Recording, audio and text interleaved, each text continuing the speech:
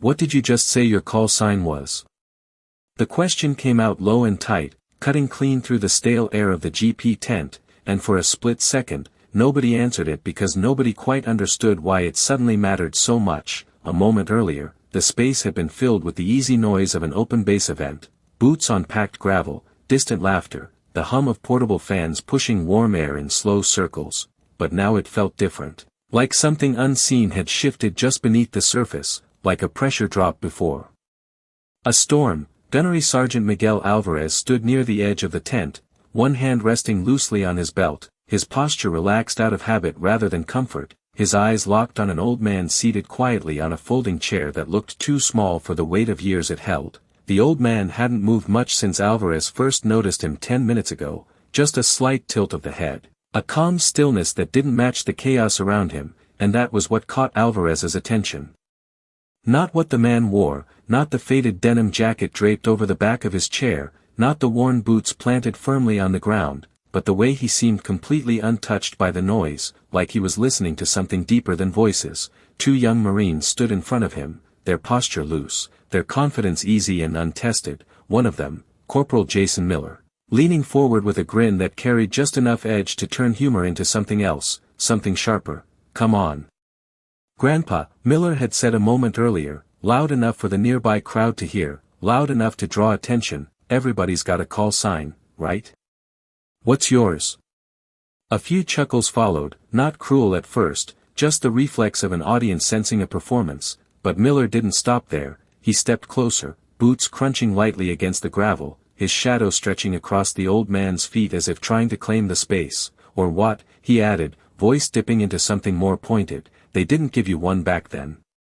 The old man didn't react the way people usually did, no flinch, no irritation, not even a polite smile, just a slow shift of his gaze upward, meeting Miller's eyes with a calm that felt out of place, almost unsettling, like looking into still water and realizing you couldn't see the bottom. Alvarez felt it then, that quiet misalignment, the sense that the situation wasn't what it appeared to be, that something about this old man didn't fit the story being told around him. The tent continued to breathe with distant noise. A generator humming somewhere outside, canvas walls rustling faintly with a passing breeze, but inside this small circle, everything seemed to tighten, sounds dulling at the edges. Miller laughed again, a little louder this time, encouraged by the attention. "What's it gonna be, huh? Slow walker? Old timer one?" A couple of Marines behind him smirked, shifting their weight, waiting for the punchline to land. Alvarez's jaw tightened slightly, not enough to draw notice, just enough to register that something about this didn't sit right, that the old man's silence wasn't weakness, it was restraint. The old man's hands rested loosely on his knees, fingers steady, skin weathered but still, and when he finally moved, it was minimal, just enough to lift his chin a fraction, just enough to bring his voice into the space without raising it. But before he spoke, Alvarez noticed something else, something small and almost invisible, the way a nearby lance corporal stopped smiling mid-breath, the way another Marine's posture straightened without knowing why, like a ripple passing through water before anyone sees the stone. Miller leaned in slightly, expecting a joke, expecting hesitation, expecting anything but what came next. The old man looked at him, not with challenge, not with anger, but with a kind of quiet certainty that didn't need to prove itself, and when he spoke, his voice was low, steady, carrying farther than it should have in the thick air. "You wouldn't recognize it," he said, and for a heartbeat, the tent seemed to hold its breath, as if the words themselves had weight, as if they had been waiting a long time to be heard. The words did not land the way Corporal Miller expected. There was no stumble, no apology, no attempt to explain, just a quiet statement that seemed to settle into the air and stay there, and for a brief second he hesitated, not because he understood it, but because something in the tone did not match the image he had already decided on. Then he scoffed, shaking his head as if brushing off the moment, his grin returning sharper this time, more deliberate. "Oh, I would not recognize it," he repeated, his voice rising just enough to pull a few more eyes in their direction. "Try me, Grandpa, I have heard them all, but..." Even as he spoke, the laughter behind him did not come as quickly as before. It was thinner now, uncertain, like it needed permission to exist. Gunnery Sergeant Alvarez shifted his weight almost imperceptibly, his gaze narrowing, not at Miller, but at the old man, studying him with a focus that had nothing to do with curiosity and everything to do with instinct, because there was a pattern here he recognized. Something he had seen in briefings, in old records, in stories that were never written down but passed quietly between those who knew better than to ask too many questions. The old man did not answer right away, and that pause stretched just long enough to become uncomfortable, the kind of silence that made people aware of their own breathing, the low hum of the generator outside suddenly louder, the canvas walls whispering softly as a breeze moved through. Somewhere near the entrance of the tent, a metal folding chair scraped lightly against the ground, the sound sharp and out of place, and a few heads turned, not toward the noise, but back toward the center of the moment, as if something important was about to happen and nobody wanted to miss it. Miller took a half step closer, closing the space, his boots stopping inches from the old man's, his posture leaning forward in a way that was meant to dominate, to control, to force a reaction. "Go on," he said, quieter now but more intense. "What is it?" And that was when the old man finally moved, not much, just a slow lift of his eyes to meet Miller's again, steady and unhurried, like he had all the time in the world. Alvarez felt it then, clear and undeniable, that subtle shift in the room, the way the edges of the conversation seemed to blur while the center sharpened, like a camera pulling focus, and without realizing it, he straightened slightly, his hand tightening on his belt. The old man's voice came again, calm, unforced, carrying without effort. "They called me Old Bear," he said, each word placed carefully, evenly, without emphasis, and for a fraction of a second, nothing happened, no immediate reaction, no gasp, no recognition from most of the Marines standing there, just a quiet absorption of the sound itself. Then it began, not loudly, not dramatically, but in small, precise ways that only someone paying attention would notice. The Marine off to Miller's left shifted his stance, his expression tightening as if something had just clicked into place. Another one farther back lowered his gaze, his earlier smirk fading into something more neutral, more cautious. Alvarez did not move at all, but the change in his face was unmistakable, the easy neutrality gone, replaced by a stillness that carried weight. His eyes locked on the old man with a level of attention that bordered on respect, and that was what made the difference, because respect, real respect, did not come from rank alone, it came from recognition. Miller noticed it too, not fully understanding, but sensing the shift, the way the atmosphere had changed around him, the way the invisible support of the crowd had thinned. And for the first time since the exchange began, his confidence flickered, just slightly, just enough to register as hesitation. "Old Bear," he repeated, the words sounding different now, less like a joke and more like a question he was not sure he wanted answered. And in the distance, beyond the canvas walls, a vehicle door slammed, sharp and sudden, echoing faintly through the bass, followed by the low rumble of an engine starting up, as if somewhere else, far beyond this tent, something had already begun to move. The name did not echo, it settled, heavy and deliberate, as if it belonged to a different time entirely, and for those who knew nothing, it was just two simple words, but for those who had spent enough years in uniform, enough hours listening instead of talking, it carried a faint, unmistakable edge. Gunnery Sergeant Alvarez felt it in the way his chest tightened, not from fear, but from recognition brushing against something buried deep, something he had not thought about in years, a fragment from a late-night briefing, a passing remark from a senior officer who had stopped mid-sentence and chosen not to elaborate. He did not speak, he did not interrupt, but his right hand moved slowly, deliberately, reaching toward the small radio clip to his vest, his thumb hovering over the transmit button without pressing it yet, because once that call was made, it could not be taken back. Corporal Miller shifted again, his earlier confidence now tangled with uncertainty, his eyes flicking briefly toward Alvarez as if searching for confirmation, for guidance, for anything that would restore the balance he thought he had under control, but Alvarez did not give it, his gaze still fixed on the old man, measuring, weighing, and most importantly, choosing not to dismiss. The Marines behind Miller were quieter now, their posture subtly changing, shoulders straightening, arms no longer folded in casual amusement, because something in the room had shifted from entertainment to evaluation, and nobody wanted to be on the wrong side of that line.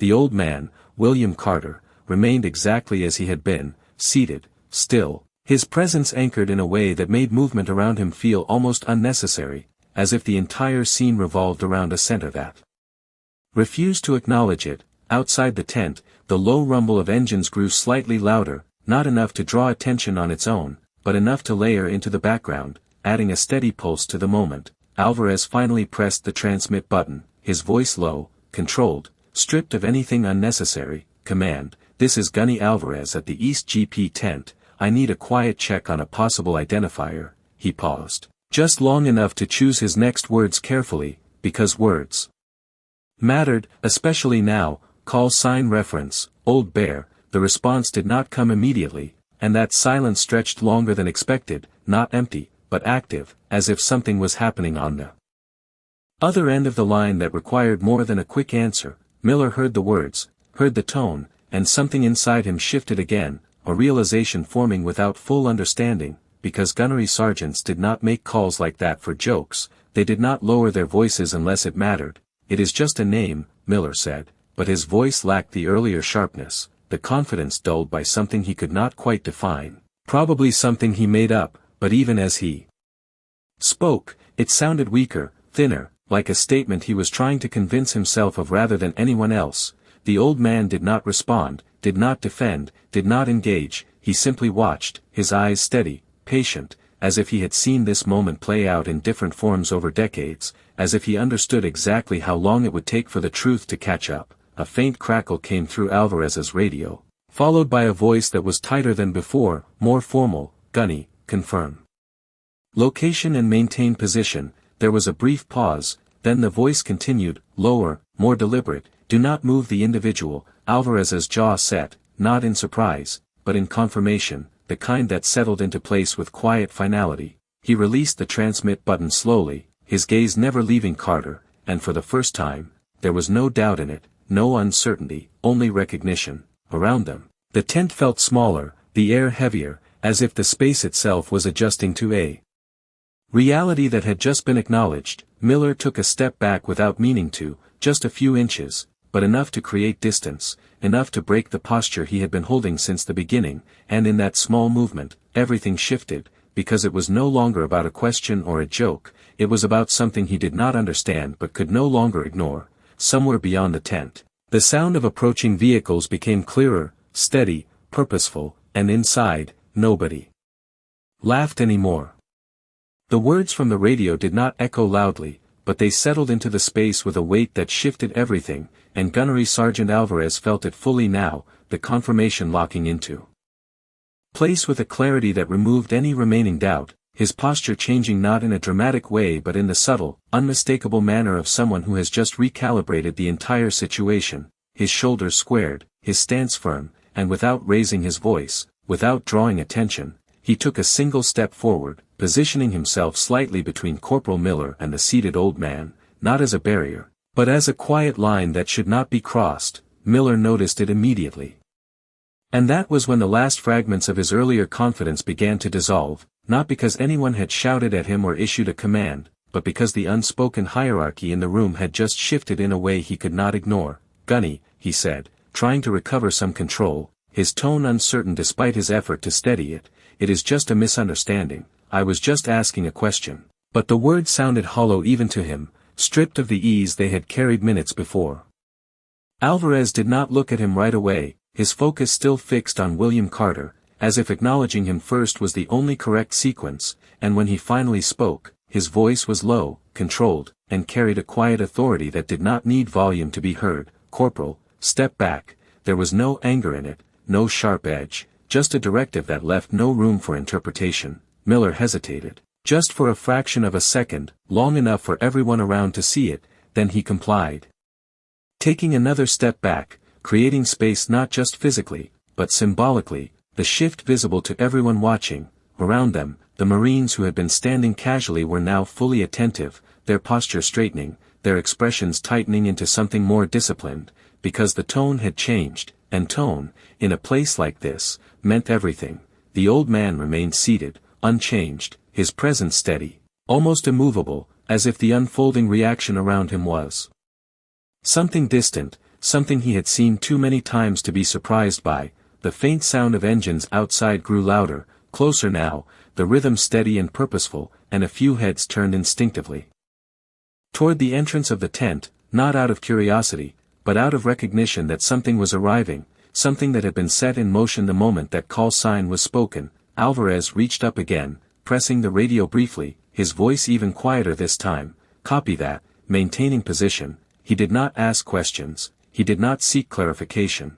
Because the tone on the other end had already said everything that needed to be said, Miller shifted his weight, his arms no longer crossed, his stance no longer dominant, and for the first time, he looked at Carter not as a target for humor, but as an unknown variable, something that did not fit into the simple categories he had been relying on. "Sir," Miller said, the word coming out more carefully now, more deliberately, "I did not realize," but he did not finish the sentence, because he did not know how to finish it. And the silence that followed was not awkward, it was heavy, deliberate, filled with the sound of realization taking shape. Carter's eyes moved slightly, just enough to acknowledge the change, not with approval, not with dismissal, but with a quiet acceptance, as if this moment was simply the natural course of events correcting itself. Outside, the vehicles were now unmistakable, their presence marked by the crunch of tires on gravel and the low idle of engines coming to a controlled stop, and inside the tent, every person felt it, that subtle tightening in the air that precedes something significant. Alvarez did not turn toward the sound, he did not need to, because he already knew what it meant, and more importantly, he knew what it required from him. He stood firm, eyes forward, posture locked into place, not out of habit, but out of respect, the kind that is not taught in manuals but learned over years of watching, listening, and understanding when something matters. And in the center of it all, William Carter sat quietly, unchanged, as if the approaching storm was not something to react to, but something that had been inevitable from the very beginning. The first door of the lead vehicle shut with a firm, controlled sound that carried farther than it should have, cutting clean through the layered hum of the bass and slipping under the canvas walls like a signal no one could ignore, and inside the tent, every Marine felt it at the same time, not as a command, not as a shout, but as a shift in gravity itself. Gunnery Sergeant Alvarez did not move from his position, but his spine straightened another fraction, his shoulders settling into a posture that was no longer just attentive, it was precise, deliberate, the kind of stance reserved for moments that mattered beyond routine. Corporal Miller turned his head toward the entrance, his earlier uncertainty now fully formed into something heavier, something closer to realization, because vehicles like that did not arrive quietly, and they did not arrive without reason. The low murmur of conversation that had lingered at the edges of the tent disappeared completely, replaced by a stillness that felt almost rehearsed, as if every person present understood, without being told, that whatever was about to happen required silence. A pair of boots appeared at the edge of the entrance, polished, deliberate, stepping onto the packed ground with measured control, followed by another set, and another, the movement coordinated but not rushed, the kind of pace that spoke of authority that did not need to hurry. A junior officer stepped in first, scanning the interior with quick, efficient precision, his eyes moving across faces, uniforms, positions, until they stopped, locked onto the center where William Carter sat. And for a brief moment, something in his expression shifted, not confusion, not doubt, but recognition paired with confirmation. He stepped aside immediately, not blocking, not announcing, simply clearing the path as another figure entered, taller, older, his presence filling the space in a way that had nothing to do with volume and everything to do with weight. The temperature in the tent seemed to drop a few degrees, not physically, but perceptually, as every Marine present instinctively straightened, shoulders back, feet aligning without conscious thought. Gunnery Sergeant Alvarez brought his heels together with a soft, precise click, his gaze forward, his breathing steady, because he understood exactly what this moment was. Corporal Miller followed a fraction of a second later, his movement less polished but no less urgent, the instinct to correct his posture overriding everything else he had been thinking just moments before. The senior officer did not speak immediately, his eyes scanning once, briefly, then settling on Carter, and in that instant, the entire space seemed to narrow, as if everything else had faded into the background. There was no confusion in that gaze, no hesitation, only certainty, the kind that comes from long memory and unspoken history. Carter did not rise, did not shift, he remained seated, his posture unchanged, his presence steady, and that contrast, that quiet refusal to react to rank or arrival, only deepened the silence around him. A faint breeze pushed against the canvas walls, causing them to ripple softly. The sound gentle but noticeable in the absence of any other noise. Somewhere outside, an engine idled lower, settling into a steady rhythm, as if even the machines had adjusted their volume to match the moment. The senior officer took a single step forward, then another, each movement measured, controlled, closing the distance not with urgency, but with purpose. No one spoke, no one moved unnecessarily, because the answer to the question that had started everything was no longer in doubt, it was unfolding right in front of them. And every person present understood, in their own way, that whatever came next would not be loud, it would not be dramatic, but it would be undeniable, and in the center of it all, William Carter sat quietly, as if none of this had surprised him, as if the path from a single question to this exact moment had always been clear, always been inevitable, waiting only for someone to ask the wrong question at the right time. The senior officer stopped just a few feet in front of William Carter, close enough that the details became undeniable, the faint lines of age across his face, the quiet steadiness in his eyes, the complete absence of any need to prove who he was, and for a long second, neither of them spoke, the silence stretching in a way that did not feel empty but deliberate, as if it carried its own meaning. The officer's gaze moved across Carter's face with careful precision, not searching, not questioning, but confirming, matching what he saw with something already known, something already understood, and when that recognition settled fully into place, it changed him, not outwardly in any dramatic way, but in the subtle shift of posture, the slight tightening of his jaw, the way his shoulders squared with a deeper sense of purpose. Behind him, the junior officer remained still, eyes forward, but even he could not completely hide the tension in his stance, the awareness that he was witnessing something far outside routine protocol. Gunnery Sergeant Alvarez did not move, but inside, everything aligned, every instinct, every fragment of training, every story half heard and never fully explained, all of it now pointing in one direction, and that direction stood quietly in front of him, seated, unassuming and completely unshaken. Corporal Miller stood rigid, his earlier bravado gone entirely, replaced by a sharp awareness that he had crossed into something he did not understand, his eyes fixed on the senior officer as if waiting for confirmation of what his instincts were already telling him. The canvas walls of the tent fluttered softly again, the breeze carrying in the faint scent of dust and warm air, but even that seemed distant compared to the stillness inside. The senior officer took one final step forward, closing the remaining distance, and for a moment it seemed as if time itself slowed, every movement deliberate, every breath measured, every eye in the tent fixed on what would happen next. Then, without a word, without any announcement, he brought his hand up in a clean, precise motion, the kind that had been practiced thousands of times but now carried a weight far beyond routine, and he held the salute, firm and unwavering, directed not at rank on a uniform, not at insignia or decoration, but at the man seated before him. The effect was immediate and absolute, like a signal that required no explanation. Gunnery Sergeant Alvarez snapped into the same motion without hesitation, his salute sharp, exact, followed by the Marines behind him, one after another, the movement cascading through the tent in perfect sequence, until every person present stood at attention, every hand raised, every eye forward. Corporal Miller followed a fraction of a second behind, his movement slightly delayed but no less complete, his posture locked into place with a precision that had not been there before, because now he understood enough to know that this was not optional, this was not symbolic, this was something earned, something remembered.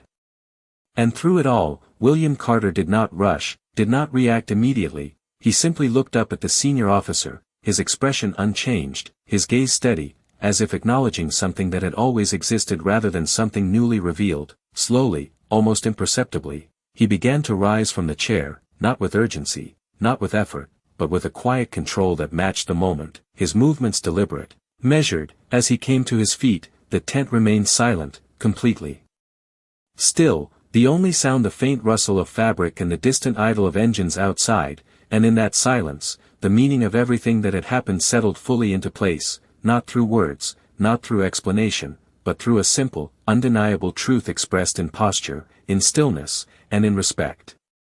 William Carter came fully to his feet, the motion unhurried yet exact, as if every joint and muscle remembered a rhythm that had never truly left him, and when he stood upright, the space around him seemed to recalibrate again, not because he demanded attention, but because his presence carried a weight that did not need to announce itself. the senior officer did not lower his salute immediately, holding it just long enough to make it clear that this was not a gesture of protocol, but one of recognition, something deeper, something earned long before most of the men in that tent had ever worn a uniform. Carter returned the salute slowly, his hand rising with steady precision, the movement simple, almost understated, but in that simplicity there was a kind of finality, a quiet confirmation that the moment had reached its true form. When both men lowered their hands, the silence did not break, it deepened, settling into the kind of stillness that carries meaning without explanation. The senior officer took a half-step closer, his voice low when he finally spoke, not for secrecy,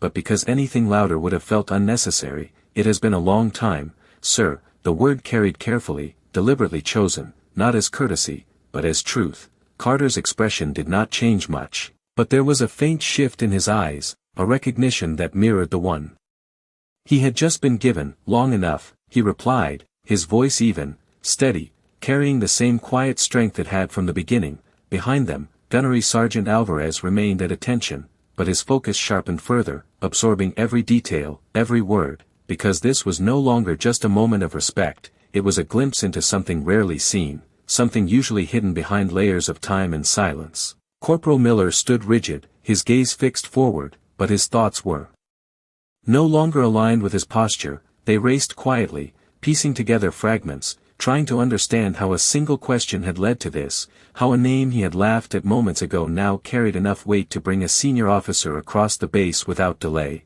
The canvas walls shifted again as a stronger gust of wind passed through, the fabric snapping softly before settling, and in that brief movement, a sliver of sunlight cut across the floor, illuminating the worn edges of Carter's boots, the subtle creases in his jacket, the small, nearly invisible details that spoke of years lived far beyond the surface. The senior officer glanced briefly toward Alvarez, a silent acknowledgement, a confirmation that the situation was understood and contained, and Alvarez responded with the slightest nod, his discipline holding firm, but his respect now fully grounded in certainty. No one else spoke. No one dared to interrupt, because the moment did not belong to them, it belonged to something larger, something that had existed long before this tent, this base, or even their own careers. Carter shifted his weight slightly, not out of discomfort, but as if preparing to move on, as if the purpose of his presence here had already been fulfilled the moment recognition was given, and that quiet readiness carried its own message, one that did not need to be spoken. Miller saw it, and for the first time since the exchange began, he understood something important, not about rank, not about authority, but about the kind of respect that cannot be demanded, only earned, and once earned, never truly lost. The engines outside idled lower now, the urgency gone, replaced by a steady calm, as if whatever had needed to happen had already happened. Inside the tent, the Marines remained at attention, not because they were ordered to, but because stepping out of it too soon would have felt wrong, like breaking something that needed to be preserved just a moment longer.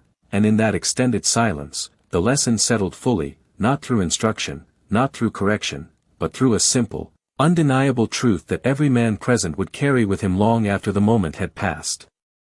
The moment did not end with a command, it eased, slowly, like pressure releasing from a sealed space, and the senior officer shifted his stance just enough to signal the transition without breaking the tone that had settled over the tent, his gaze remaining on William Carter as if there were still words unspoken, things that did not belong in formal reports or brief exchanges. "We were not sure you would come," he said quietly, his voice carrying only as far as it needed to, but in the silence, every syllable reached the edges of the space. Carter's eyes moved slightly, not avoiding, not deflecting, but measuring, the way a man does when he has spent a lifetime deciding what matters and what does not. "I was not sure I would," he replied, the answer simple, but carrying a weight that hinted at years, decisions, and distances that no one else in the room could fully grasp. Gunnery Sergeant Alvarez felt that line settle into him, not as information, but as context, a reminder that what stood in front of him was not defined by presence alone, but by absence, by the years spent unseen, unspoken, and yet never disconnected. The senior officer gave a small nod, not of agreement, but of understanding, the kind that does not require explanation, and for a brief moment, the rigid structure of rank seemed to soften, replaced by something older, something built on shared memory rather than command. Behind them, the Marines remained still, but the tension had changed. It was no longer sharp or uncertain, it was steady, grounded, as if the entire unit had collectively adjusted to a new center of gravity. Corporal Miller stood with his eyes forward, but his focus had shifted inward. Replaying the moment again and again, the question, the laughter, the answer, and everything that followed, each piece now carrying a meaning he had not seen before, he swallowed once, subtly, the movement small but significant, as realization settled deeper, not as embarrassment alone, but as awareness, the kind that stays with a person long after the moment has passed. Outside, one of the vehicle engines shut down completely, the sudden absence of its low rumble making the remaining sounds feel clearer, sharper, the distant call of a voice, the soft movement of boots on gravel, the faint metallic click of a door closing somewhere beyond view. Inside the tent, the air felt lighter now, but not empty. It held the residue of what had just occurred, something that would not simply disappear when people moved on. The senior officer stepped back half a pace, not retreating, but creating space, a subtle gesture that acknowledged Carter not as someone to be directed, but as someone free to choose his next movement. Carter glanced briefly toward the entrance, where the light filtered in through the canvas, then back at the officer, and there was a faint, almost imperceptible shift in his expression, not quite a smile, but something close to it, something that suggested closure rather than continuation. "You have a good group here," Carter said, his voice steady, and though the words were directed forward, they carried across the entire formation, landing with quiet precision. Alvarez felt it immediately, the recognition not just of presence, but of standard, and he held his posture with renewed clarity, understanding that the moment was not only about the past, but about what it required of them now. Miller heard it too, and this time, the words did not pass over him, they settled, forming a point he could not ignore, a standard he had not yet reached, but now clearly saw.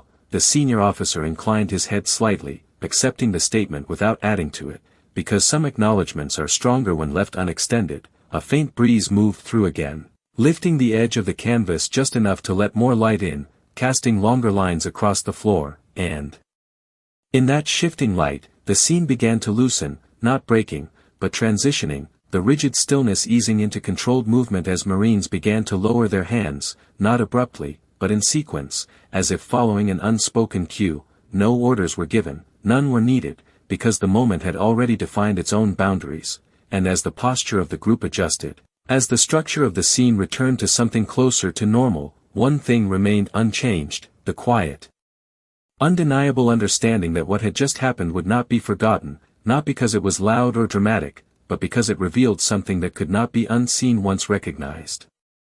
The movement inside the tent returned slowly, not as noise, but as controlled motion, boots shifting on gravel, shoulders relaxing by degrees, voices held back out of instinct rather than instruction, and through it all, William Carter remained at the center for just a moment longer before stepping aside, not in retreat, but in quiet completion, as if the reason for his presence had already fulfilled itself without needing to linger. The senior officer watched him with the same measured focus, then gave a small, almost imperceptible nod, a gesture that carried no rank, no command, only acknowledgement, before turning slightly to allow space, because there are moments that do not belong to structure, and this was one of them. Carter moved toward the edge of the tent at an unhurried pace, each step steady, grounded, the kind of walk that did not seek attention but carried it anyway, and as he passed, Marines who only minutes ago had stood uncertain now held their posture with a different kind of awareness.